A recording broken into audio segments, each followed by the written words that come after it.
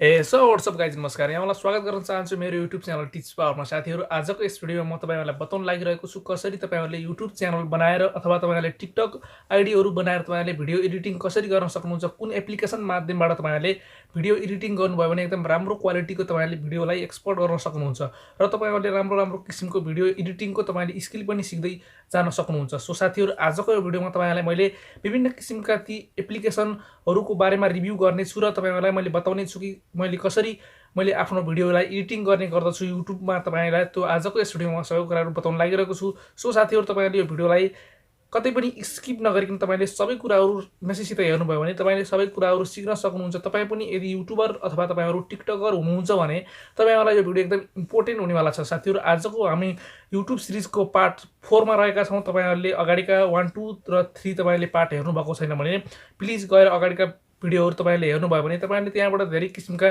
नलेजहरु प्राप्त गर्न सक्नुहुन्छ। हामीहरुले धेरै किसिमका नलेजहरु त्यहाँ प्रोवाइड गरिसकेका छौं। सो साथीहरु, आजको यो पार्ट 4 तपाईहरु आजको यो पार्ट 4 मा आइसकिरहँदा तपाईहरुलाई म आज यस भिडियोमा एडिटिङ सिकाउने छु र म तपाईहरुलाई मैले स्वयं आफूले भिडियो एडिटिङ कसरी गर्छु भन्ने कुरा तपाईहरुलाई आजको यस भिडियोमा बताउन लागिरहेको छु। सो भिडियो अगाडि बढाउन चाहन्छु। So let's start. Video editing सिकाउनको लागि आइसकेको छु म मोबाइल फोनको जुन यो डिस्प्लेमा। साथीहरु, तपाईहरुले भिडियो एडिट गर्नको लागि एउटा एप्लिकेसन डाउनलोड गर्नुपर्ने हुन्छ। त्यो एप्लिकेसन रहेको छ काइनमास्टर। तपाईहरुले पावर डाइरेक्टर अथवा तपाईले फिल्मोराको पनि तपाईले प्रयोग गर्न सक्नुहुन्छ।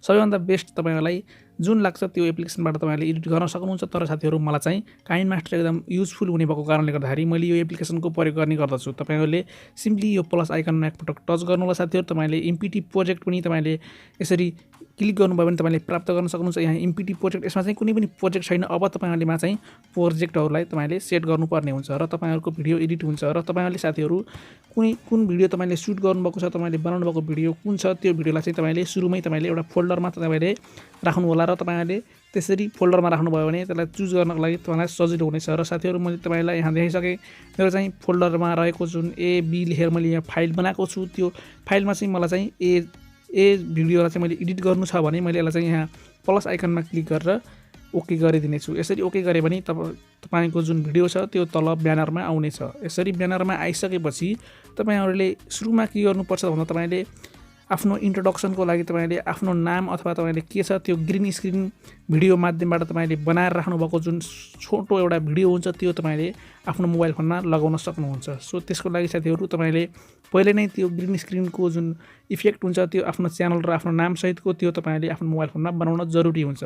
सो साथीहरु, मैले यहाँ बनाइसकेको छु। यो ग्रीन स्क्रिनमा छ। यसलाई चाहिँ तपाईहरुले क्रोमा कीको माध्यमबाट तपाईले यसलाई चाहिँ इनेबल गर्नु होला र तपाईले यसलाई चाहिँ फुल स्क्रिन गराउनु भयो भने लुक तपाईले देख्न सक्नुहुन्छ।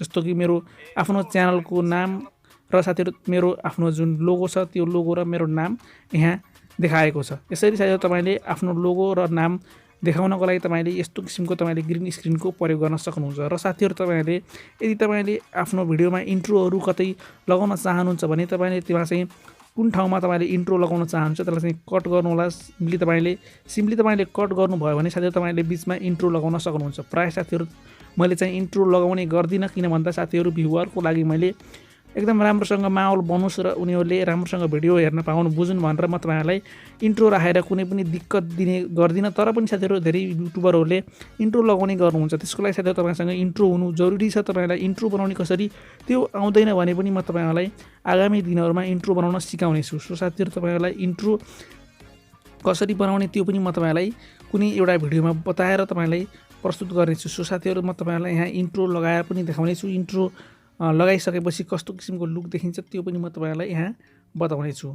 सो साथीहरु, मेरो इन्ट्रो चाहिँ यहाँ तल रहेको छ। यो इन्ट्रोलाई चाहिँ मैले आफ्नो मोबाइल फोनमा लगाउन लागिरहेको छु। जुन इन्ट्रो तपाईले देख्न सक्नुहुन्छ, यसरी सबै युट्युबरहरुले प्राय जसो लगाउने गर्नुहुन्छ। जुन इन्ट्रो लगाउनु भयो भने उहाँहरुले आफ्नो कुनै पनि आफ्नो जुन लोगोहरु हुन्छ त्यो उहाँहरुले सेट गरेर इन्ट्रो पनि बनाउन सक्नुहुन्छ। यस्तो किसिमको इन्ट्रो जसले पनि लगाउन सक्छ। र साथीहरु, यसमा भिडियो एडिट गर्दाखेरि मुख्य कुरा के हुन्छ भन्दा लास्टमा तपाईले भिडियो बनाइसकेपछि हातले यसरी त्यो भिडियोलाई स्टप गर्दाखेरिको जुन यो हात अलिकति अगाडि बढेको हुन्छ, यसलाई चाहिँ तपाई कुन अवस्थामा छ, कुन कन्डिसनमा छ त्यो तपाईले बुझेर तपाईले गर्न सक्नुहुन्छ। त्यसको लागि साथीहरु, तपाई यहाँ जानु होला र तपाईले कुन ठाउँबाट यसलाई चाहिँ कट गर्नुभएको छ 2-3 सेकेन्ड तपाईले स्टप गरेर क्यामेरालाई चाहिँ अफ गर्नु होला। त्यसो गर्नुभयो भने तपाईले यहाँबाट यसलाई चाहिँ एक्स्ट्रा भएको भागलाई चाहिँ तपाईले कम्प्रेस गरेर काट्न मिल्नेछ। र साथीहरु, तपाईले यदि यसमा चाहिँ आउट्रो लगाउन चाहनुहुन्छ भने पनि तपाईले सुरुमै आउट्रो बनाउनु पर्ने हुन्छ। आउट्रो बनाउनको लागि साथीहरु तपाईहरुले आउट्रो बनाउने आइडिया पनि तपाईलाई थाहा छैन भने म तपाईलाई आउँदा दिनहरुमा भिडियो बनाउने छु र साथीहरु तपाईसँग अलरेडी आउट्रो छ, तपाईले आउट्रो बनाउनु भएको छ भने तपाईहरुले त्यो आउट्रो पनि तपाईले लगाउन सक्नुहुन्छ। आउट्रो तपाईहरुलाई मैले यहाँ देखाउने छु। मेरो आफ्नो आउट्रो रहेको छ। मैले प्राय आउट्रो चाहिँ लगाउने गर्दछु। आउट्रो लगाइसकेपछि तपाईले देख्न सक्नुहुन्छ यसको लुक चाहिँ लास्टमा यस्तो किसिमको हुने गर्दछ। र साथीहरु यसमा चाहिँ तपाईले सङ्ग्स पनि तपाईले एड गर्न सक्नुहुन्छ। सङ्ग्सहरु प्राय आफै पनि हुने गर्दछन् आउट्रोहरुमा। र साथै तपाईले आफ्नो एक्स्ट्रा आउट्रो पनि लगाउन सक्नुहुन्छ र यसरी ब्लिङ्क हुने खालको आउट्रो पनि तपाईले बनाउन सक्नुहुनेछ। र साथीहरु अब तपाईकोमा यति सिम्पली कामहरु त भइसक्यो। तपाईले अब यसमा चाहिँ यो भिडियोमा तपाईले ब्याकग्राउन्ड म्युजिक तपाईले राख्न चाहनुहुन्छ भने तपाईले यहाँबाट ब्याकग्राउन्ड म्युजिकहरु पनि तपाईले सेट गर्न सक्नुहुन्छ। जस्तो कि तपाईले यहाँबाट यो प्लस आइकनमा क्लिक गर्नुभयो भने यसरी तपाईले ब्याकग्राउन्ड म्युजिकहरु तपाईले लगाउन सक्नुहुन्छ। र साथै तपाईको बीचबीचमा कुनै कुराहरु तपाईले बताउन लाग्नु भएको छ, लाइक तपाईले कुनै एउटा थम्बनेलको बारेमा बताउन लाग्नु भएको छ, तपाईले मेरो यो भिडियो हेर्नु होला भनेर तपाईले कुनै पनि तपाईले आदेश गर्न लाग्नु भएको छ भने त्यतिबेला तपाईले एउटा साउन्ड क्रिएट गर्नुपर्ने हुन्छ। त्यसको लागि तपाईले सिम्पली तपाईको एउटा बेल आइकनको साउन्डहरु हुन्छ, तपाईको जुनसुकै पनि तपाईको साउन्डहरु हुन्छ।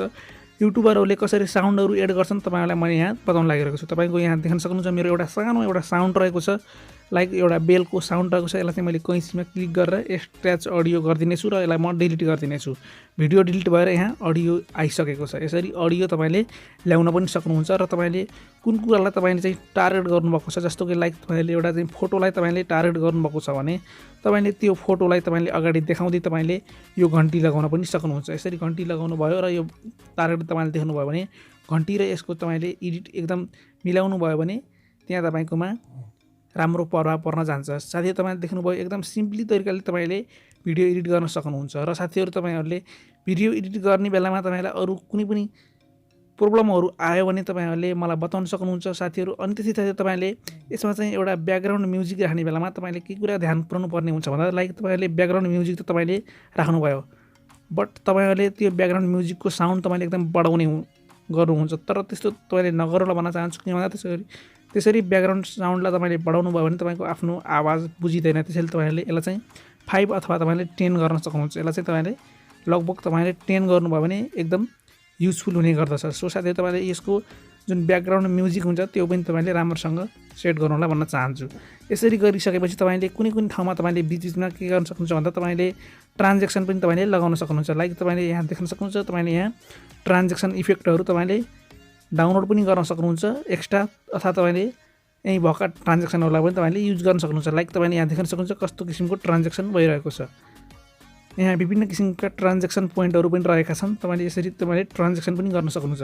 र साथै तपाईले कुनै ठाउँमा बीचमा तपाईले भिडियोलाई स्पिड गर्न चाहनुहुन्छ भने तपाईले त्यो कति भागलाई तपाईले स्पिड गर्ने हो त्यसलाई चाहिँ तपाईले कट गरेर साथै तपाईले बीचमा त्यसलाई कट गरेर तपाईले स्पिड कन्ट्रोल माध्यमबाट तपाईले स्पिड बढाउन पनि सक्नुहुन्छ।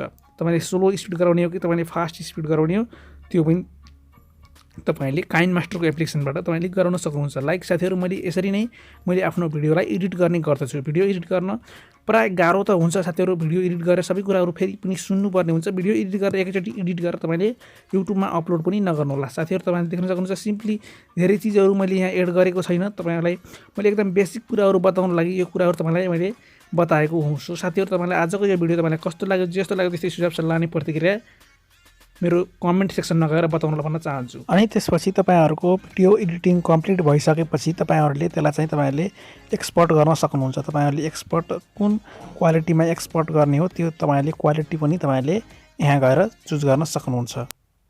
सो साथीहरु तपाईहरुले भिडियो देखिसक्नु भयो होला। तपाईहरुलाई भिडियो कस्तो लाग्यो, जस्तो लाग्यो त्यस्तै सुझाव सल्लाह अनि प्रतिक्रिया तल कमेन्ट बक्समा बताउन भन्न चाहन्छु। साथीहरु तपाईहरुलाई यदि भिडियो मन पर्यो, तपाईहरुलाई युजफुल लाग्यो भने तपाईहरुले एउटा लाइक गरिदिनु होला र तपाईहरुले अरु आफ्ना साथीहरुलाई शेयर पनि गरिदिनु होला, ताकि उनीहरुले पनि सिक्न सकुन् कसरी भिडियो एडिटिङ गर्नुपर्ने रहेछ भनेर उनीहरुलाई पनि ज्ञान तपाईले दिन सक्नुहुनेछ। र साथीहरु तपाईहरुलाई यदि कुनै पनि जिज्ञासाहरु छन् र यस्तै किसिमका तपाईहरुलाई टेक्नोलोजी सम्बन्धी भिडियो र एडिटिङ सम्बन्धी कुनै स्किलहरु तपाईहरुलाई यदि आउँछ भने पनि तपाईहरुलाई यस्तो गर्दा हुन्थ्यो कि भनेर तपाईले सजेसन पनि दिन सक्नुहुन्छ। र तपाईहरुलाई आउँदैन भने तपाईहरुले कमेन्ट गरेर मलाई सोध्न पनि सक्नुहुन्छ। भन्दै साथीहरु आजको यस भिडियोबाट बिदा हुनु पर्यो। तपाईहरुले हाम्रो च्यानललाई सब्स्क्राइब गर्नुभएको छैन भने सब्स्क्राइब गरेर बेल आइकनलाई अलमा प्रेस गर्नु होला। र साथीहरु तपाई हाम्रो इन्स्टाग्राम आइडीमा जोड्नु भएको छैन भने हाम्रो इन्स्टाग्राम आइडीमा तपाईँहरू जोडिएर साथीहरू तपाईँहरूले हामीसँग कुनै पनि कुराहरूको अन्तर्वार्ता गर्न अथवा तपाईँहरूलाई कुनै पनि केही कुराको समस्या छ, तपाईँहरूलाई प्रब्लम छ भने त्यो कुराकोमा डिस्कसन गरेर त्यहाँ त्यो कुरालाई सल्भ आउट गरेर अगाडि बढ्न पनि मद्दत मिल्नेछ भन्दै साथीहरू आजको यस भिडियोबाट बिदा हुन चाहन्छु। मिल्नेछु तपाईँसँग म अर्को एपिसोडमा।